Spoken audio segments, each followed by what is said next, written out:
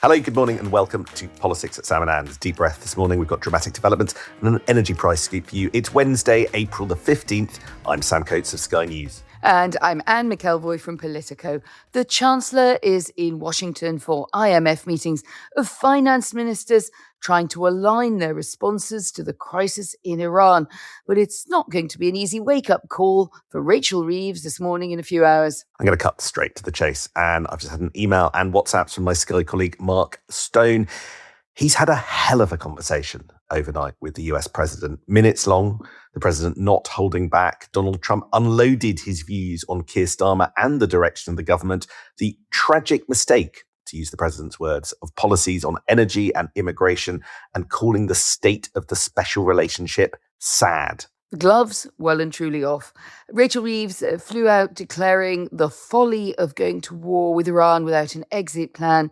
And the Chancellor saying she was very frustrated and angry with America's actions in the Middle East. She had her own choice words about the folly of the administration for bombing Iran in these circumstances. Sam, both of us have been hearing some pretty persistent briefing from government. It's getting increasingly outspoken on the risks of the war and its recklessness, but it does sound like Donald Trump, in his way, got his retaliation in first. Oh, totally. I mean, it does feel pretty no holds barred now. What started off as a strategy is starting to become a bit uncontained. I've heard from people in government, I don't know about you, Anne, but I've heard people call those who backed the bombing in the Middle East without regard to the economic consequences as moronic. Not sure that's going to help the special relationship. But there's nothing off the record the government can say that tops what Trump actually told our Mark. It's a weird thing, these calls, you know. They aren't scheduled, they aren't planned. Journalists in DC just kind of call a number and sometimes he picks up. And I'm so just going through the transcript and all the details right now. They say no one makes phone calls anymore. Well done to Mark. Just before the state visit of the King, this is, of course, extremely awkward indeed. Let's remind ourselves the underpinning of this visit, and it was very carefully thought about whether it should go ahead at all, was to shore up the special relationship, get the big, beautiful, and still extremely partial trade deal moving along. But Sam, the mood is now so far from benign towards the UK. And it's interesting that Donald Trump, who does seem to like dealing with royalty, hasn't even thought, well, you know, I'll hold back and just be diplomatic by his standards for another 10 days or so. The president takes an incredibly effusive tone towards the king. He even goes out of his way to suggest that King Charles at one point is going because he wants to, rather than because he's doing so at the recommendation of his First Minister, the Prime Minister, Keir Starmer.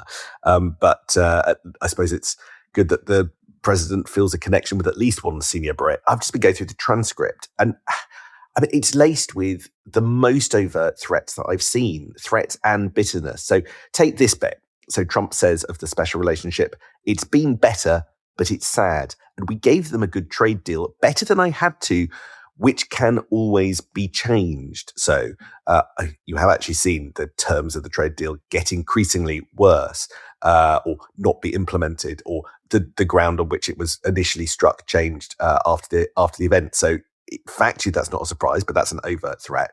Or asked what the special relationship means to him. He says, Donald Trump says, it's the relationship where when we asked for help, they were not there. When we needed it, they were not there. When we didn't need them, they were not there. And they still aren't there. And then he says of our immigration policies, they're destroying, your country is being invaded. Could be the only big royal visit I think any of us can remember where it started out with things going backwards. And the idea that this is not intended to be part of a broader raison d'etat by the UK is, of course, nonsense. That is the reason why these visits take place, is to advance relationships. Anyway, King Charles, Queen Camilla will have to really pull one out to make this any better. And that picture that you refer to there in those comments of Donald Trump to Mark Stone as a country undermined by immigration is so set in the president's minds these days. The facts about it are secondary to his perception and to how he's framing Britain. Oh, God, totally. I mean, full kudos to Mark. He actually tells the president, I can't do a Mark Stone accent, and apologies if Mark ends up hearing this, so I'm not going to try. Isn't that fake news, sir? It's not accurate. So he actually confronts the president on this, which is pretty bold. The president just pivots to defending his own domestic record on closing US borders and the like. There'll be more from Mark Stone on the Trump 100 podcast, which you can tune into later. But I rather thought that whole episode was 1-0 to Mark. Just very quickly on the state visit, Buckingham Palace released yesterday some of the details of it. It looks like King Charles and Camilla will avoid a sort of Oval Office moment that lots of people will be, I think, grateful for. But that doesn't mean that the king isn't going to still have to spend plenty of time with Donald Trump, who relishes at least one relationship that he has with a senior Brit. Smile and wave, as someone once said. Reeves and her team arriving in DC with a message that there's going to be a strict ceiling over how much she's likely to give in return for an uplift that's called for by the heads of the armed forces. She's also dealing with that formulation of the right help for households in the coming energy crisis and lots of demands to do more there. I think the message is pretty plainly that she doesn't have the cash to do everything everywhere and all at once. She remains very worried about inflation.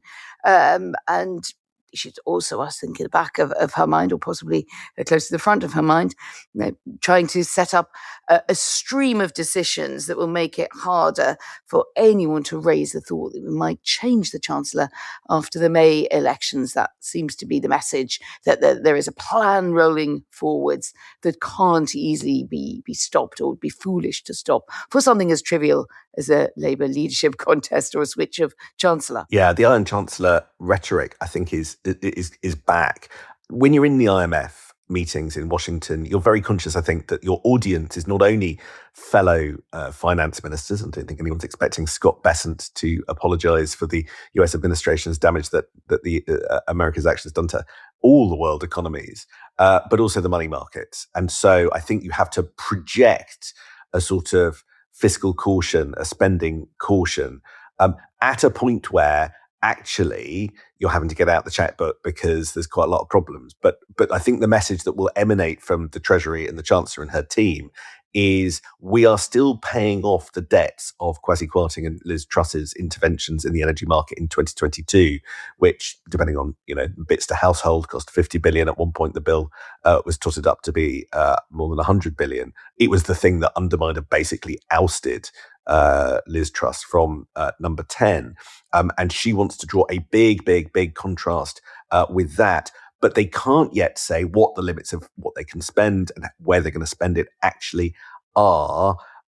So it's noises of caution, but we are not yet at the decision-making part of the process. So we are just going to have to see in the medium term. True that. And it was nice to hear something that you told us on the podcast yesterday, Sam, featuring on the front pages today. And that was the story that you had about military figures having to find 3.5 billion in-year savings, which is featured in the Times and elsewhere this morning. And it's proof that the fight to raise spending is still being fought over very intensely. Massive sensitivity I'm finding about that delay to the defence investment plan. We've been talking about on this podcast, Politico and Sky, since before Christmas, that there has clearly been a delay, that there wasn't alignment about how to get to the right spending targets that the Defence Secretary, John Healey, thinks he needs, and others, certainly everyone involved in defence and security, just thinks that the money is inadequate. So to remind ourselves, we have a commitment from the government to get to 2.5% of GDP on spending from April next year, then 3% in the next Parliament. But the armed forces chiefs are sticking by their warning of a 28 billion shortfall under existing plans. So the idea of being told, as one irate officer that I spoke to said, to go hoover around the skirting boards and find those efficiency savings, particularly once you start to efficiency savings above 1 to 2 billion, 3.5 billion in-year savings is a lot to demand in return for a spending rise. To say that this is going down not well, there was definitely some very military language flying about with a couple of people that I spoke to. And even if they do manage to find those savings. And it's hard to see how you do so without really going into decapitating some major project. This isn't just something that that you can tidy up. So that puts up a question about what might be in the frame there. As my source was saying, well, look, what about possible deployment? If we get to deployments like Hormuz and we want to be part of a stabilization in the event of a ceasefire, well, that's another big ask on spending. How can we possibly aim to do that in the current circumstances? I don't see things moving along very fast on that front. No, when you listen to sort of both sides, the sort of Treasury fiscal hawk side and the military side, there's not a great deal of overlap in their arguments. They do sort of exist in different worlds. You're talking there about a Strait of Hormuz deployment. It was only weeks ago we were talking about a deployment of British figures in eastern Ukraine.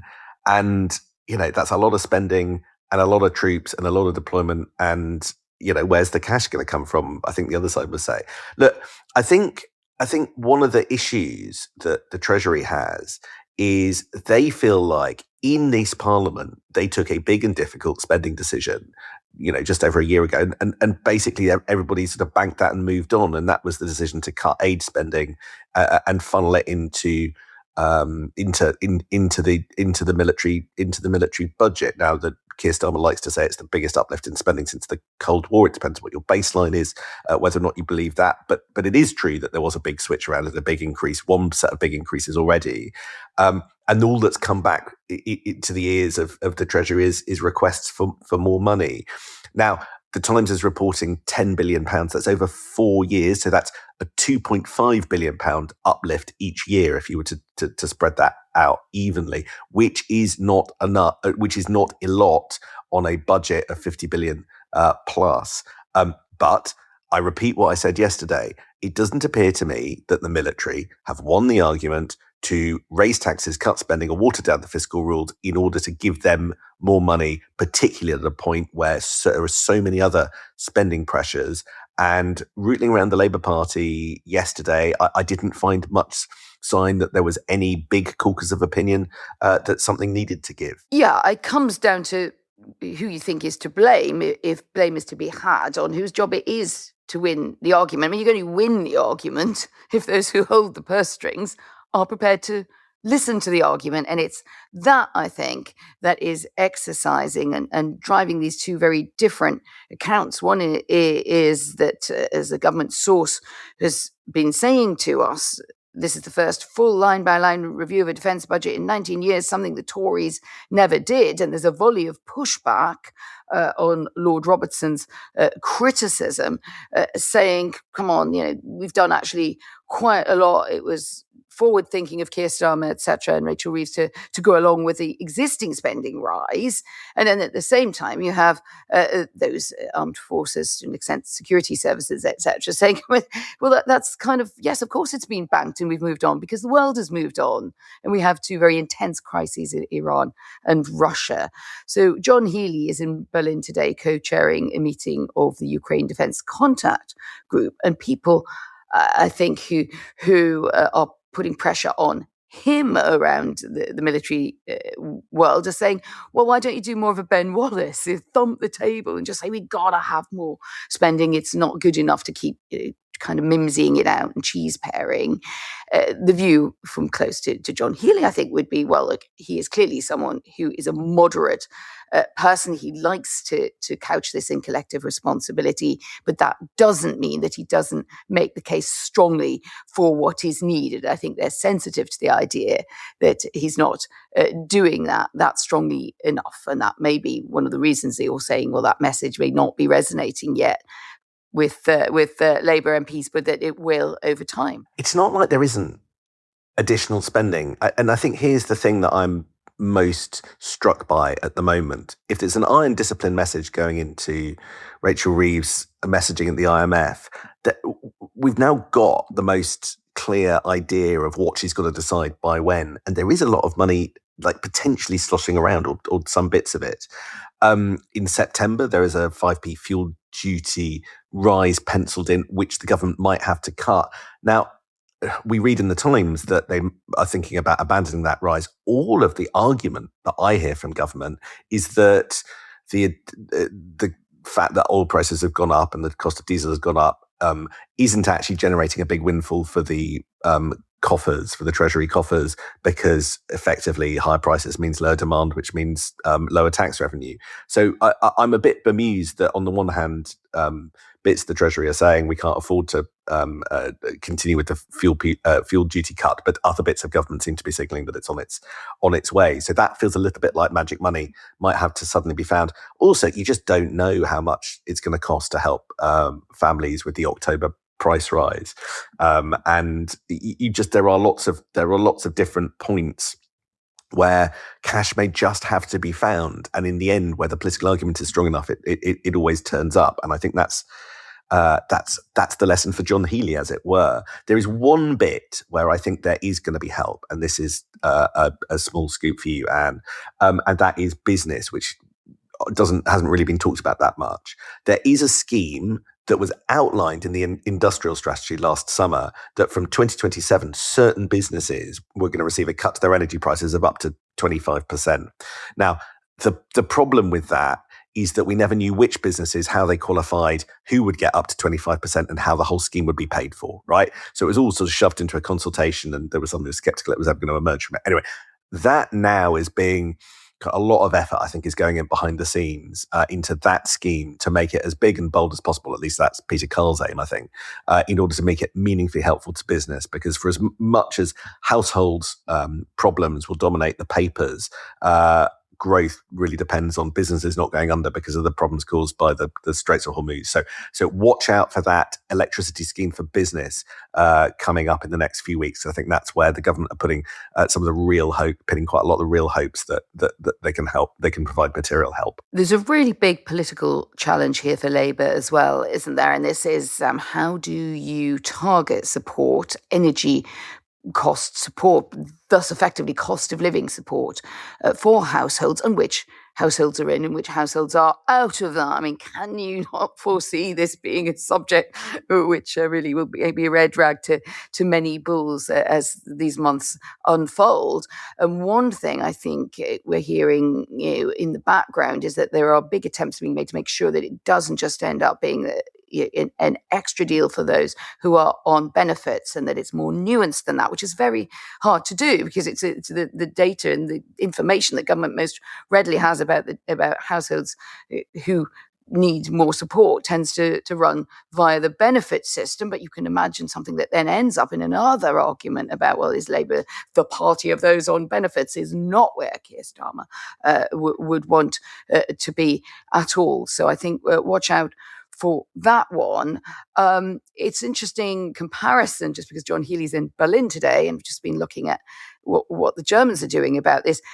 Friedrich Merz, similar pressures on him actually to Keir Starmer about his position. He's not polling well, etc.